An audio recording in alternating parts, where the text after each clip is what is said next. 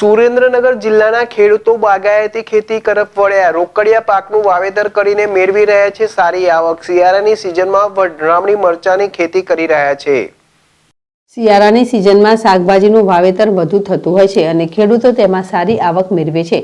ત્યારે સુરેન્દ્રનગર જિલ્લાના ખેડૂતો બાગાયત ખેતી તરફ આગળ વધ્યા છે અને રોકડિયા પાકની ખેતી કરીને સારી આવક મેળવી અને ખાસ કરીને વઢવાણી મરચાની માંગ ઠંડીની ઋતુમાં વધુ હોય છે।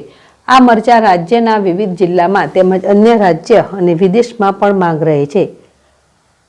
જિલ્લામાં વઢવાણ, ચૂડા, ચોકડી, સાયલા, ધાંગધ્રા તાલુકાના ગામડાના ખેડૂતો મરચાનું વાવેતર કરે છે। ખાસ કરીને પથુગઢ, વેરાવદર, ખોડુ, ચુલી જેવા ગામના ખેડૂતો શાકભાજીમાં લીલા મરચાનું વાવેતર કરીને આવક મેળવે છે। આ વખતે મરચાના ભાવ પણ પ્રતિ કિલો 120ની આસપાસ ખેડૂતોને મળી રહ્યા છે। સાથે દર 8 દિવસે 400 કિલો જેટલું ઉત્પાદન મળી રહે છે। આ ખેડૂતો વઢવાણ માર્કેટિંગ યાર્ડ તેમજ શાકભાજીના હોલસેલ વેપારીને મરચાનું વેચાણ કરે છે, જ્યાંથી રાજ્યના વિવિધ જિલ્લામાં તેમજ અન્ય રાજ્યોમાં પણ જાય છે। ખેડૂતો મરચા અને મરચાનો પાવડર કરી વેચાણ કરતા હોય છે।